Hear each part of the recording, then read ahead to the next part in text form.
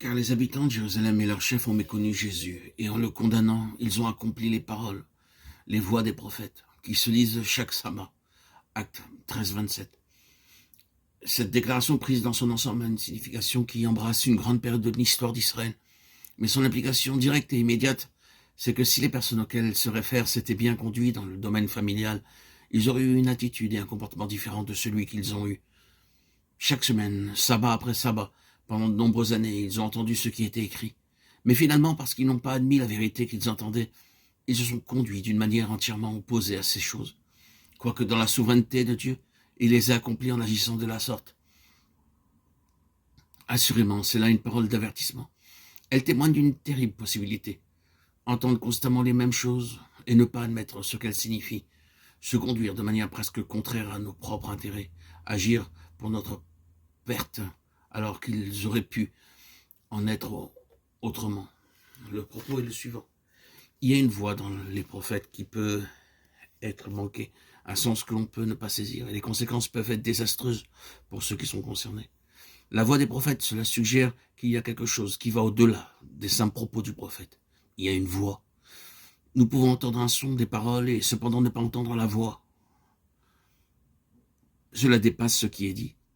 Il y a cette allusion dans ce passage que semaine après semaine, mois après mois et année après année, ces hommes lisaient les écrits sans discerner cette voix. C'est la voix des prophètes que nous avons besoin d'entendre.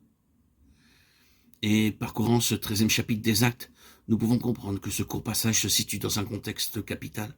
Ce chapitre marque un développement. Dans ce lieu d'Antioche, il y avait certains hommes, dont Paul.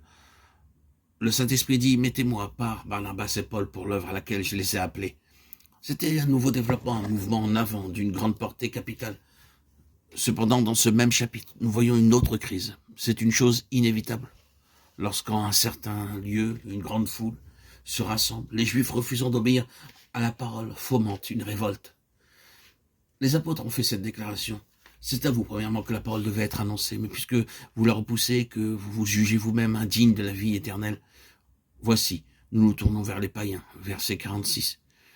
Ils ont cité les prophètes, Ésaïe 49, 6, à cause de leur autorité. Je t'établis pour être la lumière des nations.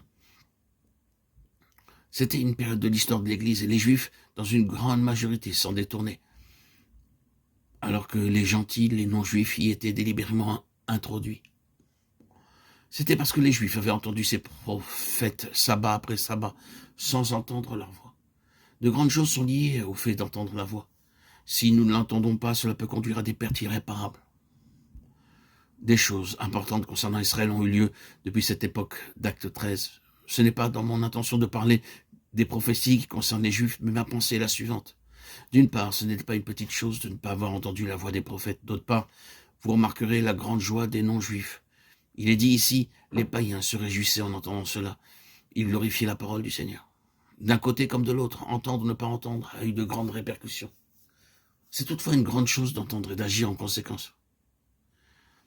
Je pense que c'est une question sérieuse et qui mérite toute notre attention.